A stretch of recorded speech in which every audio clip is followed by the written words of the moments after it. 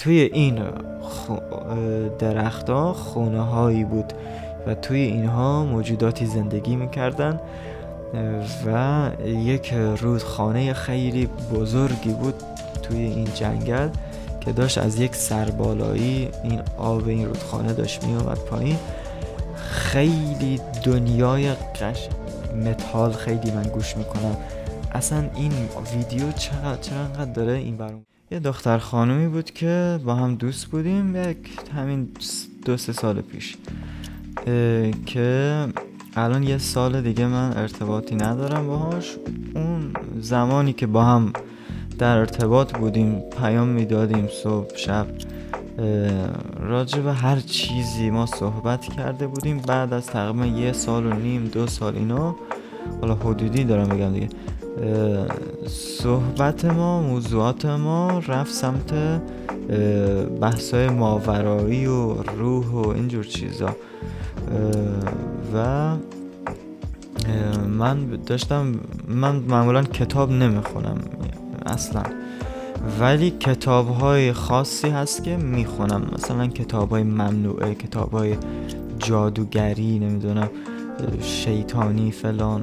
برام یک رازی اگر توی اون کتاب باشه بدونم که هست، اونو تا نقطه به نقطه هاشو میخونم تا صفحه آخرشو. بعد داشتم من به این معرفی میکردم که یه کتابی هست به اسم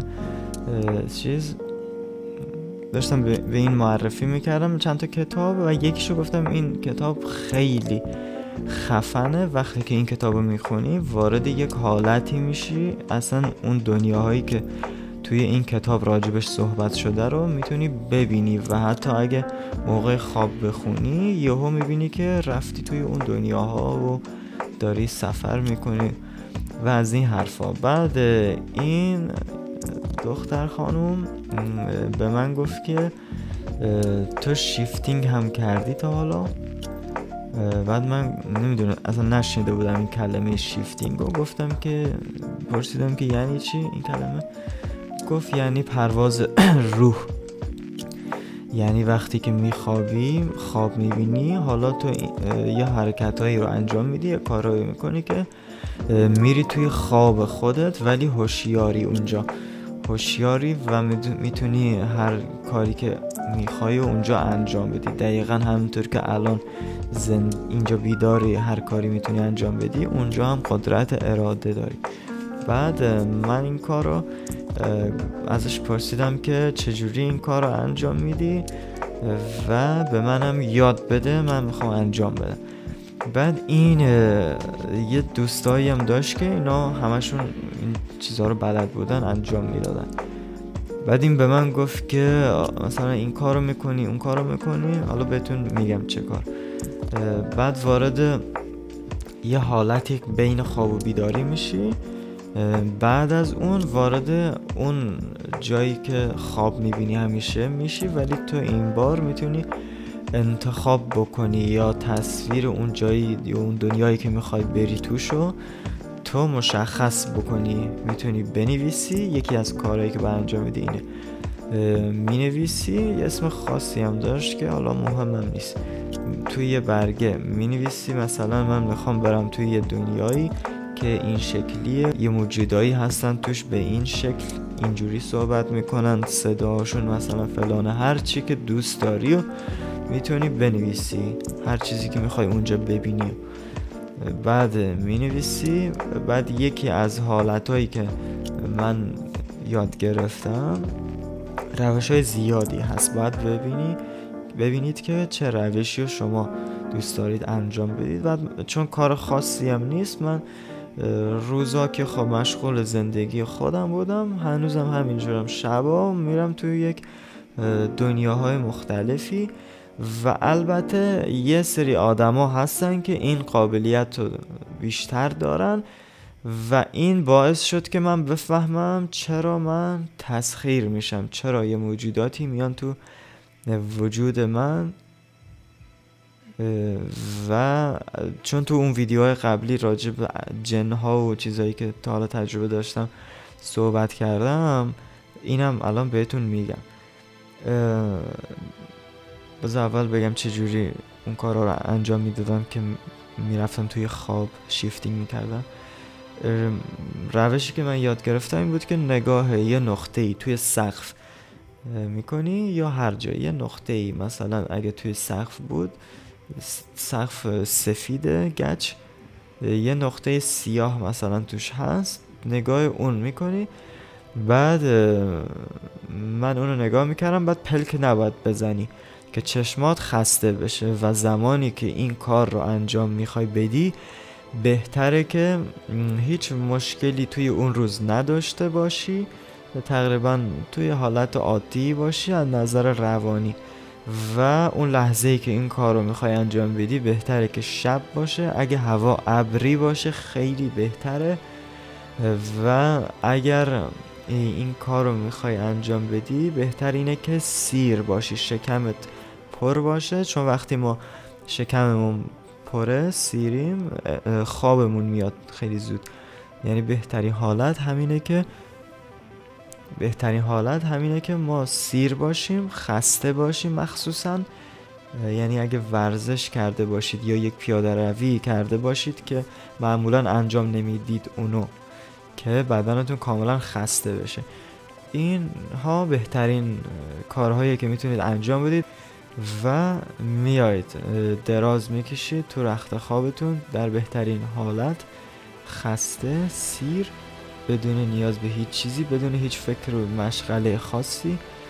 چشماتون رو باز نگه میدارید، به یه نقطه‌ای خیره میشید. این تا اینجا. بعد شما توی ذهنتون میتونید خیلی کارهای دیگه هم انجام بدید. مثلا از یک عددی بشمارید بیایید به شماره 0 برسید، مثلا از 50 یا از 100، که من هر وقت این کار رو انجام میدم خیلی زود برای من اتفاق میفته، یعنی به 10 شماره هم نمیرسه، زود وارد اون حالت میشه. بعد کار دیگه ای که میتونید بکنید اینه که اون تصویری که ساختید یا دوست دارید برید اونجا رو شما تصور میکنید. خب و یک ویژگی های خوبی هم داره، یعنی یه نکات مثبتی هم داره این کار.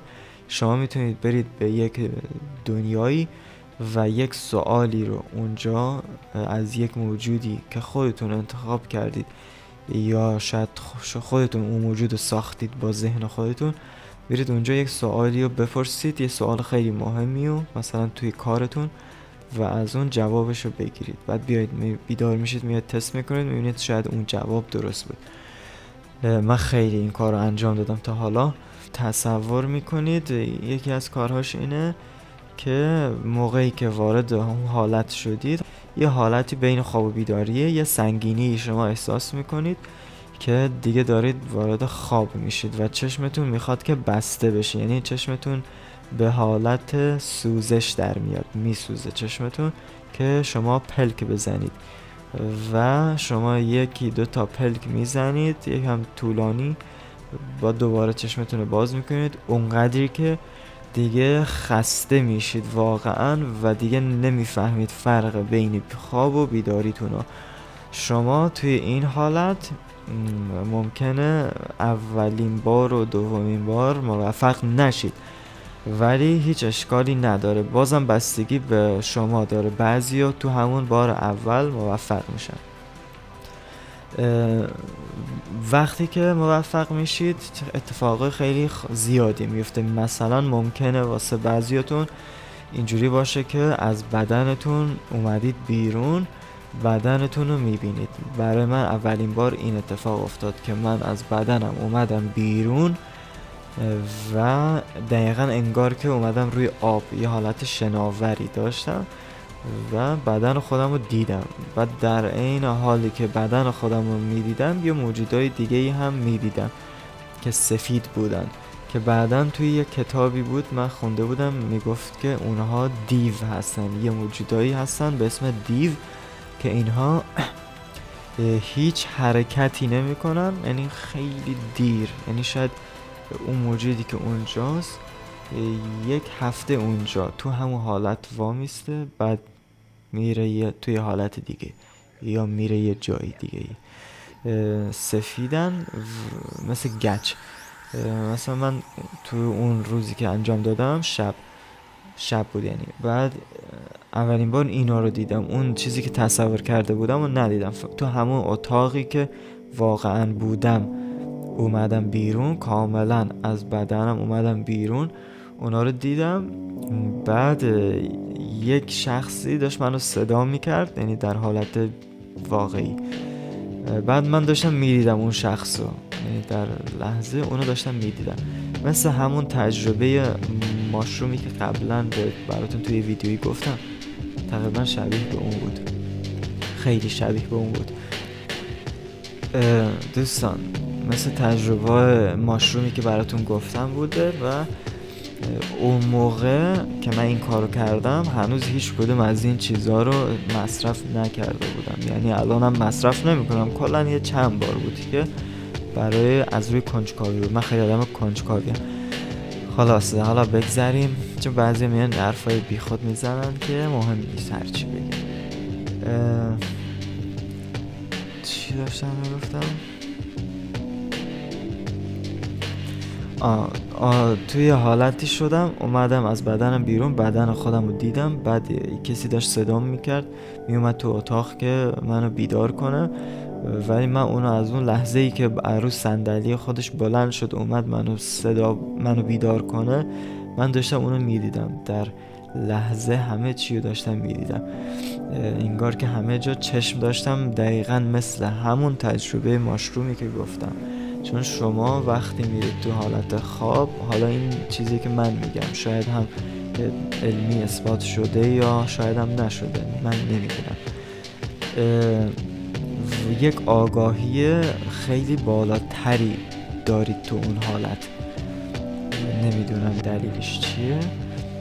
بعد من یکی از خیلی تجربه زیادی دارم که میام باز برای شما میگم. یکی از تجربیاتم این بود که من رفتم توی یک جنگلی، بعد یک دوستی به من گفته بود که قبلا راجع به پرواز روح صحبت‌هایی کرده بودم با یکی، ولی کلمه شیفتینگ رو نشنیده بودم. بعد اون شخص میگفت که یه جاهایی هست میری، یه موجودایی هستن که میان، این موجودا یک چیزی به تو میدن، یک چیز خوردنی مثل یک نوشیدنی یا هر چیزی، ولی تو اگر اونو از دست اونا بگیری و بخوری، توی دنیای اونا گیر میکنی، بعد نمیتونی بیدار شی. و این خیلی جالب بود برای من که من یکی از دلایلی که من خیلی تسخیر میشم رو فهمیدم.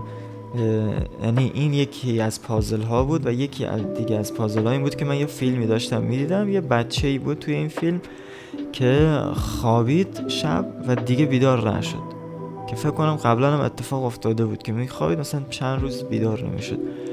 بعد بردنش بیمارستان، اسم فیلم یادم نمیاد. گفتن که بهش گفتن، به پدر مادرش گفتن که این فرزند شما زنده است، فقط که بیدار نمیشه از خواب و هیچ مشکل پزشکی یعنی بیماری هم نداره. بعد گذشت چند وقت، اینا پیگیر بودن که ببینن این چی شده و یک شخصی رو پیدا کردن که این شخص یه جنگیری بود و خیلی دانا و با تجربه بود. اومد اون شخص خیلی حرف جالبی زد و حرف اون شخص این بود که یه سری آدم ها روحشون چیز داره، یه کلمه خاصی هم گفت، فکر کنم گفت مسافرن اینها، یعنی سفر میکنن خیلی و روح اینها خیلی راحت از بدنشون جدا میشه، مثل بقیه آدم ها وقتی میخوابن اونها هم روحشون جدا میشه، ولی انگار 1% از این آگاهی، روح همون آگاهی مال بقیه میمونه تو وجودشون، تو بدنشون، ولی بعضیا کامل از این کالبدشون خارج میشن و این باعث میشه که یک دنیاهایی رو برن که حالا اون خیلی جالب بود. میگفت رفته به دوردست، به یک لول اون برتر از جهان ما، که این رو هم دوردست رو هم من توی یکی از تجربیات که گفتم تجربه مرگ من تا حالا داشتم، روی یکی از چیزایی که ما استفاده کرده بودیم، من واقعا سنکوب کرده بودم. یعنی واقعا من مردم، رفتم توی دنیای دیگه‌ای، برگشتم. هیچ شباهتی به توهم نداشت، کاملا مرگ خالص بود که من تجربه دیدن، که من کل زندگیمو از کودکی دیدم. دیدید که میگن وقتی میمیری کل زندگی و خاطراتتو میبینی، و اینجوری شدم و خیلی حالا کامل توضیحاتشو دادم توی یک ویدیویی. آخر همین ویدیو براتون اینجاها میذارم، بعد اگه دوست داشتید برید ببینید. گفت که میرن به رفته به دوردست این آگاهی یا روح بچه‌تون و گم شده، نمیتونه برگرده. و شما اتفاقاتی که توی خانواده و توی خونه شما داره میفته، اتفاقات ترسناکی که میفته، یکی از دلایلش همینه که اون بچه شما یک کالبد خالیه و یه سری ارواح سرگردان وجود دارن که میخوان بیان اون بدن رو تسخیر بکنن. چون خیلی وقتا هم پیش اومده بود که اون بچه بلند میشد، بیدار میشد، ولی یه حالت عجیب و غریبی، که منم این مشکل رو خیلی وقت دارم، خیلی ساله، که خیلی وقتا که حالا هر شب اینجوری نمیشم، ولی خیلی وقتا اینجوریه که یه موجودی میاد تو بدن من، و حتی بعضی وقتا 2 موجود 3 موجود میان که یکی تو بدن منه و یکی میخواد که بدن منو میگیره میکشه، انگار که اون میخواد از این بگیره، در حالی که من انگار نیستم توی این بدن. و وقتی من به هوش میام، یعنی میخوام بیدار شم، میفهمم که یک روحی تو بدن منه یا یک آگاهی دیگری تو بدن منه. چون خیلی میگن که اینا مشکلات توهم و مشکلات روانیه، حالا فرقی نداره، به هر حال یه مشکل دیگه. اینکه تو اسمشو مشکل روانی بذاری یا مشکل ماورایی بذاری، هیچ فرقی نداره. مهم اینه که یک مشکلی هست به این شکل و به این صورت. خلاصه اصلا موضوع ویدیو یه چیز دیگه بود، من رفتم راجع به این که چرا من تسخیر میشم یه ویدیوی دیگه میسازم، بعد از این بهتون میگم خیلی کامل تر. داشتیم راجع به پرواز روح و شیفتینگ داشتم صحبت میکردم که رفتم توی یک دنیایی، چقدر دور شدیم از اون، یک جنگلی بود. توی این جنگل یک موجوداتی بودن خیلی قد بلند و اینها هم یه حالت بیرنگی داشتن. میخواستم بگم سفید ولی بیرنگ بودن و خیلی دراز بودن، این شبیه اون آواتارهایی که تو فیلم آواتار دیدیم، اگه دیدید شبیه اونا بودن. و اینا داشتن رد می شدن و یه درختایی توی اون دنیا بود که خیلی تنه این درختا زخیم بود. دقیقا این اتاق من رو شما نگاه بکنید، 5 متر طولش در 3 متر اینجوری. شما فکر کنید تنه درخت به ضخامت کل این اتاق بود تقریبی، انقدر زخیم بود. و توی این درخت‌ها خونه هایی بود و توی اینها موجوداتی زندگی میکردن و یک رودخانه خیلی بزرگی بود توی این جنگل که داشت از یک سربالایی این آب این رودخانه داشت می اومد پایین. خیلی دنیای قشنگ و زیبایی بود و من رفتم اونجا کاملا هوشیار بودم، میتونستم راه برم با اختیار خودم. و یه موجودای اونجا اومدن، یه ظرفی داشتن دستشون که اینا هی به من چیز میکردن به سمت من که من اونو بخورم.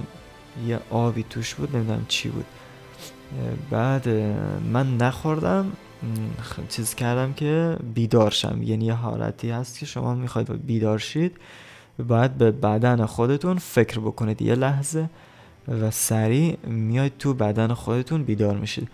بیدار شدم و چون اونا نمیرفتن، میخواستن که من اونو بخورم از اون ظرف. بعد من دوباره رفتم توی خواب خیلی سریع و دوباره دقیقا همونجا بیدار شدم. اینا همچنان اونجا منتظر بودن که من از اون ظرف بخورم. بعد من بیدار شدم و دوباره گفتم که میخوام برم توی یک دنیای دیگه‌ای، این دنیا رو نمیخوام برم. رفتم دوباره تو همون حالت، چون هنوز چشمم سنگین بود خیلی راحت میشد که دوباره برم. دوباره رفتم و هنوزم خیلی نیم ساعت نشده بود که من تو اون حالت بودم، تو اون دنیا بودم. بعد رفتم توی یک دنیای دیگه‌ای. خیلی دنیاهای قشنگی هست، دنیاهایی که میرید خیلی از واقعیتی که ما هستیم توش واقعی تر به نظر میاد، یعنی خیلی بیشتر شما حس میکنید اون دنیا رو. یک دنیایی بود که من رفتم خیلی اینجا قشنگ بود. من روی این تخت خودم بودم که خوابیده بودم. بعد این دنیایی که رفتم 2 خورشید داشت که این 2 خورشید دقیقا همین رنگ این اتاق بود، صورتی بود. بعد این خورشیدا خیلی کوچیک و نزدیک بودن. بعد فضای این دنیا خیلی مه بود، خیلی یا یکم دقیقا عین همین اتاق تاریک بود یه خورده. اینجا که رفتم یک خیلی این دوستان واقعا عجیبه، آخرشو شما دقت بکنید، یعنی گوش بکنید، خیلی اتفاق خاصی میفته. واقعا برای من خیلی عجیب بود. تو هر تجربه‌ای که داشتم یه اتفاق خیلی غیر طبیعی برام افتاده که واقعا عجیبه. رفتم تو یک دنیایی، یه ماشینایی اونجا بود که خیلی بزرگتر از ماشینایی بودن که ما اینجا سوار میشیم. مثلا یک ماشین تیگو که ما اینجا میبینیم اونجا تقریبا کمتر از 2 برابر بزرگتر بود، 1.5 برابر بزرگتر بود. و من توی یکی از این ماشینا بودم، دنبال یه چیزی داشتم میگشتم، نمیدونم دنبال چی بود، یعنی الان یادم نمیاد. بعد یک استادیومی بود که نمیدونم چه ورزشی بود و استادیوم هم خیلی بزرگ بود و توی اون استادیوم ماشینا بالا بودن، توی یه طبقه پر ماشین بود. من اونجا بودم داشتم دنبال یه چیزی میگشتم. بعد یه سری از دوستای منم بودن که اونها هم اومدن اونجا دنبال من، گفتن که بیا بریم بیرون، میخوام یه کاری بکنیم، نمیدونم چه کار. رفتیم بیرون. رفتیم اونجا هم باز یک درختای خیلی بلندی بودن که بیرون استادیوم بود و شهری که وجود داشت یه جاده های خیلی پهنی بود و درختای خیلی بلند که این تنه درختها خیلی کوتاه بود، یعنی برگای این درختها تقریبا از اینجاهای ما شروع می شد به بالا، خیلی کوتاه بود درختها، سایه‌شون خیلی از نزدیک بود. بعد خیلی قشنگ و خیلی واقعا یک دنیای انیمیشنی بود. یعنی هر وقت تو یک دنیایی رفتم خیلی انیمیشنی بوده و جالب اینه که من هر وقت که میخوابم معمولا، حالا الان چند وقته که توی این دنیاها نمیرم که دلیل داره، حالا دلیلشو نمیگم، ولی خیلی وقتا هست که همچنان هنوزم بعضی وقتا که میخوابم بدون این که بخوام هوشیار میرم توی خواب، همون شیفتینگ برام اتفاق میفته. و ما از اونجا اومدیم بیرون. بعد اتفاق خیلی جالبی که برای من افتاد این بود که من بعد از اون کاری که با اون دوستام رفتیم انجام دادیم و گشتیم این ور اون ور، اومدم دوباره خونه بخوابم. خونه‌ای که اونجا داشتم دقیقا شبیه به همین خونه‌ای بود که الان اینجا داریم. اومدم دوباره تو همین اتاق که بخوابم، اومدم روی تخت اومدم روی تخت، فقط این اتاق من باز هم بزرگتر بود از این چیزی که اینجا هست. اومدم روی تخت بخوابم، بعد این گوشی من دقیقا بغل من بود، همونجا هم اینجا هم. گوشی من زنگ خورد، بعد بابای من بود که من میدونستم که بابام زنگ زده که بیام سر کار. اون موقع من توی نونوایی کار میکردم پیش بابام، یعنی بابام نونوایی داره، اونجا کار میکردم. بعد تو دنیای واقعی، بعد توی اونجا هم بازم بابای من همون کار رو داشت، یعنی انگار یک دنیای موازی بود. گوشیم زنگ خورد، بعد من میخواستم گوشی رو وردارم، بیدار شدم، میدونستم که بابام میخواد برم سر کار. اونجا هم میدونستم که همون شغل اونجا داریم. بعد جالبه، من بیدار شدم دیدم گوشیم داره زنگ میخوره، بعد بابام بود. جواب دادم، گفت که بیا سر کار. یعنی خیلی عجیب بود برای من این که دقیقاً انگار یک دنیای موازی وجود داره. حالا بعضیا میگن که نه، این یک تخیلاتیه توی ذهن ماست، ولی خب این ذهن ما هم اگر هست، این ذهن ما خیلی دنیای بزرگی داره که باید خیلی روش تحقیق بشه. ولی به نظر من مهم نیست که آدما چه نظری دارن روی چیزهای مختلف، مهم اینه که اون چیزهای مختلف چی هستن و چه قابلیت هایی داره و ما بریم توی اونا ببینیم چی کارهایی میتونیم انجام بدیم. مثلا من خیلی وقتا شده که اومدم یه آهنگی بسازم، یک ریتمی رو از توی اون دنیاها برداشتم آوردم که همین آهنگی که من همیشه روی همه ویدیوهام گذاشتم، آهنگ نترس، این بالا میذارم، من ریتم اینو توی یه دنیایی بوده که برداشتمش، یعنی شنیدم توی دنیایی و آوردمش تو دنیای واقعیش، تبدیلش کردم به یه آهنگی و اون تصویری که تو متن این آهنگ هست، یعنی اون شعری که نوشتم، اونم توی یک دنیایی برام اتفاق افتاده. من تقریبا بیشتر آهنگای من آهنگای ماوراییه، یعنی از اون نظر این که خیلی خوبه نمیگم، کلا ماورایی یعنی که واقعا به معنی واقعی ماورایی بوده که تبدیل شده به یه آهنگ. و برای همین من به آهنگ هایی که میسازم خیلی ایمان دارم. بازم بگم، اصلا نمیخوام بگم که خوب، اصلا بد مطلق، فقط فرق داره. و من خودم به عنوان شنونده طرفدار آهنگ های خودمم اول، بعد آهنگ های بقیه مثل پیشرو، مثل تتلو، مثل شاهین نجفی و خیلی های دیگه خارجی ها، امینم، نمیدونم، متال خیلی من گوش میکنم. اصلا این ویدیو چرا انقدر داره این ور اون ور میره؟ حالا اشکالی هم نداره، شما هم از روی بیکاری و سرگرمی ویدیو نگاه میکنید دیگه. من خودم هر وقت بیکارم ویدیو نگاه میکنم. امیدوارم که برای شما هم اینجوری بوده باشه. حالا که ویدیو اینجوری شد، بذار یکم حرف بزنم. اصلا دوستان، من خیلی خوشحالم که شما بعضیاتون میاد برای من کامنت میذارید، ویدیوهای منو نگاه میکنید.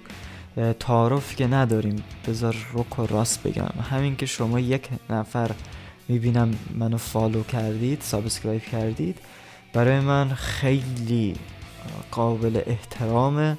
یعنی شما برای من واقعا قابل احترامید. چرا؟ چون هر یک نفر شما برای من میتونه، نگاه کردن شما برای من میتونه پول به وجود بیاره، درآمد به وجود بیاره.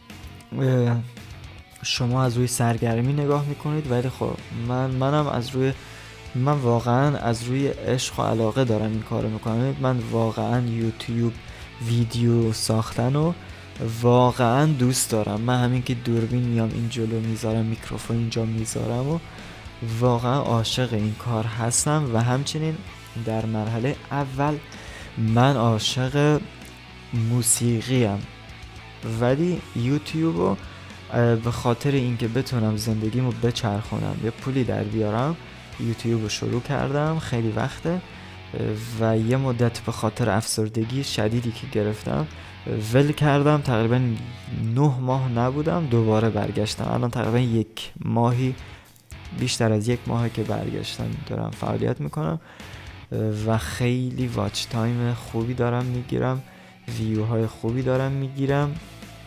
ممنون از شما. و چیزی که من اول علاقه بهش دارم موسیقیه، ولی یوتیوب رو به خاطر همون چیزی که گفتم اومدم شروع کردم. اولش علاقه به اون صورت نبود، ولی الان واقعا عاشق یوتیوب شدم. همین الان ساعت شاید چنده، نزدیک ساعت 3 نصف شب من دارم ویدیو میگیرم. یعنی اگه به من باشه دوست دارم یک لایوی بگیرم تا قیامت توی این لایو صحبت بکنم اصلا تموم نشه. دوست دارم یک لایوی بگیرم کل زندگیمو توی یوتیوب بذارم، از خوابیدنم تا غذا خوردنم تا آهنگ ساختنم تا متن نوشتن برای یوتیوب، برای آهنگ، شعر نوشتن و هر کار دیگه ای که انجام میدم. و از این که شما نگاه میکنید واقعا من یه حس جان اینو بذار به شما بگم که شما همین که کامنت میذارید بعضیاتون و من کامنت های شما رو یادم میمونه دیگه، چون کامنت هم هنوز اونقدر زیاد نیست. یادم میمونه که مثلا فلان شخص، این شخص مثلا به من تو ویدیوهای قبلی هم کامنت گذاشته، پس میدونم که این یعنی اعضای کانال منه. چون یوتیوب وقتی شما سابسکرایب میکنید یا فالو میکنید نمینویسه که مثلا فلانی تو رو فالو کرد، از هر 20 تا شاید یکی رو بنویسه. برای همین من از روی کامنت ها میفهمم که شما اعضای کانال من هستید یا نه. لایک ها رو هم لایک میکنید نشون نمیده، فقط عدد میزنه که مثلا 10 تا لایک داشته این ویدیو، 100 تا لایک داشته. اینم از این. و دوستان این اتاق خیلی اتاق زیبایی شده، یعنی یه حس خاصی داره. خب البته من یه کارهای ماورایی هم بلدم، انجام میدم که اینجا انجام میدم. هر کسی که میاد تو اتاق من واقعا از این به بعد حالا صداشو ضبط میکنم. اگه یه نفر اومد چیزی گفت، اگه یادم بمونه سریع صداشو ضبط میکنم و براتون میذارم رو ویدیوها که بشنوید که میگن چه حس خاصی اینجا داریم. ولی متاسفانه الان دوستای زیادی من ندارم دوستان که بیان پیش من. حقیقت امر اینه که دوستای من تقریبا 90% رو من از دست دادم. نه اینکه مثلا اتفاقی باید بیفته، هستن ولی دیگه با من رفیق نیستن، چون که من فکر کردم اونا آدمای درستی نیستن. شایدم من آدم درستی نیستم. به هر حال نمیدونم، دوستی من با خیلی ها به هم خورده. انگشت شمار دوستایی رو دارم الان. این هم از این. ولی در کنارش شما توی این 1 ماه خیلی ولی در کنارش خیلی دوستای جدیدی دارم که توی یوتیوب شما منو دنبال میکنید. واقعا من تو خونه که هستم همش فکر میکنم شما منتظر منید که بیام دوباره ویدیو بذارم. تو ذهن خودم فکر میکنم که دلتون برای من تنگ شده، ولی بعد میام ویدیو میذارم میبینم که شما اصلا ویدیو من نگاه نکردید. چون اعضای کانال وقتی ویدیو من نگاه میکنه برای من توی یوتیوب استودیو مینویسه که از اعضای کانال ویدیو تو چند نفر دیدن. بعد میفهمم که نه اونجور هم نبوده. خلاصه سرتون رو به درد نیارم دوستان، تا ویدیوی بعدی خدا نگهدار.